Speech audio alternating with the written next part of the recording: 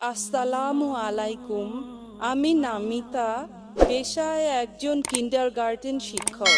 প্রথমে আপনাকে আমি অভিনন্দন জানাতে চাই আপনার এই মহান কাজের জন্য। শান্তি, ভালোবাসা আর ভ্রাতৃত্বের বাণী প্রচারের ক্ষেত্রে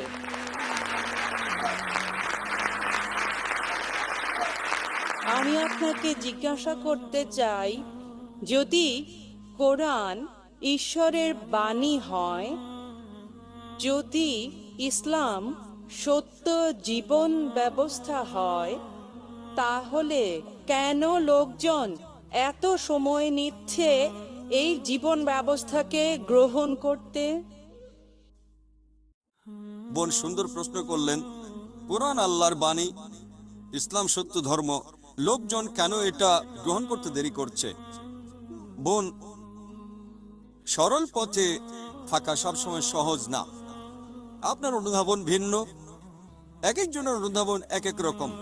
যেমন ধরেন, কেউ হয়তো ইসলাম পালন করছে না, ও যদি ইসলাম গ্রহণ করি হতে পারে সে আসক্ত করে, তাই মদ পান বর্জন করতে হবে, মেয়েদের সাথে ডেটিং আর বাইরে যাওয়া বন্ধ করতে হবে। এটা তাকে সত্য গ্রহণে বাধা দিচ্ছে। হয়তো সে চিন্তা করে, ঠিক আছে ইসলাম ধর্ম ভালো, তবে আমি মদ পান বন্ধ করব না, মেয়েদের সাথে মেলামেশা বন্ধ করব না, শুকর খাওয়া বন্ধ করব না। তাই যখন দেখবেন কিছু বাধা সমস্যা হতে পারে, কেউ হয়তো খুবই নেশাগ্রস্ত, হয়তো কেউ শুকর খায়, কিন্তু সে ভাববে ঠিক আছে আমি ইসলাম গ্রহণ করব, তার মানে আমি 40 বছর বোকা ছিলাম, তাই না করাই ভালো। কেউ হয়তো ভাববে ইসলাম গ্রহণ করলে বন্ধুরা কি বলবে, আমার মা কি বলবে, বাবা কি বলবে। তাই বোন, এগুলোই হচ্ছে বাধা। এই বাধা অতিক্রম করতে পারলে সত্য গ্রহণ করতে পারবেন। এক নাকে যা বুঝতে হবে, সত্য খুবই স্পষ্ট, এটা যুক্তি মানে সম্পূর্ণভাবে স্পষ্ট। এছাড়াও কিছু বিষয় রয়ে গেছে আড়ালে। একজনকে দৃঢ়চেতা হতে হবে যে ঠিক আছে, যদি এটা সত্য হয় আমি গ্রহণ করতে প্রস্তুত, এমনকি অমুসলিম বন্ধুদের ত্যাগ করতে হলেও। বিশ্বাস করুন বোন, এটা শুধু একটি অনুধাবন। আমি অনেক অমুসলিমকে চিনি যারা ইসলাম গ্রহণ করেছে, তারপরও পুরাতন বন্ধুরা আছে। আর লোকটা আমাকে বলে, ও জাকির, অমুসলিমদের ব্যাপারে বলবেন না, বন্ধু হারাবেন। আমার অনেক অমুসলিম বন্ধু আছে, মাশাআল্লাহ, তারা আমাকে সম্মান করে। আপনি আমাকে উৎসাহ দিচ্ছেন, মাশাআল্লাহ, আপনি অমুসলিম। আমার দায়িত্ব সত্যকে তুলে ধরা। আরেকটা বিষয়, কোরআন পরিষ্কার বলছে, সূরা বাকারা অধ্যায় 2 আয়াত 256, লা ইকরাহা ফিদ-দীন, ধর্মের ব্যাপারে জোরাজুরি নেই, সত্য মিথ্যা থেকে স্পষ্ট। বোন, আমাদের কাছে সত্যকে তুলে ধরা। কেউ গ্রহণ করুক বা না করুক সেটা তার উপর নির্ভর করছে। যদি আল্লাহ চান সবাই গ্রহণ করুক, সেটা তার জন্য সহজ।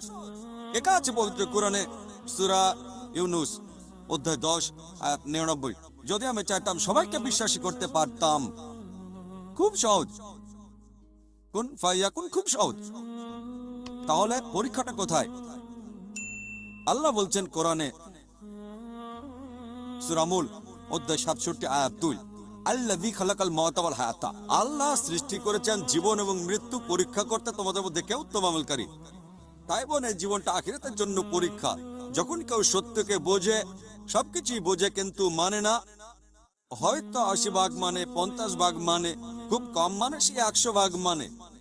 এমনকি সব মুসলিম 100 ভাগ মানে না। কিছু মুসলিমের বদভ্যাস থাকতে পারে, তারপর সে মুসলিম। তাই পরে আপনাকে বুঝতে হবে প্রধান বিষয় ঈশ্বরের একত্ববাদ, আর সর্বশেষ চূড়ান্ত নবীর উপর বিশ্বাস, আখিরাতে বিশ্বাস করা। এই 2-3টা বিষয় বেশি গুরুত্বপূর্ণ।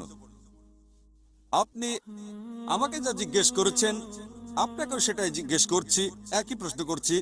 আপনি ইসলাম ধর্ম গ্রহণ করতে দেরি করছেন কেন?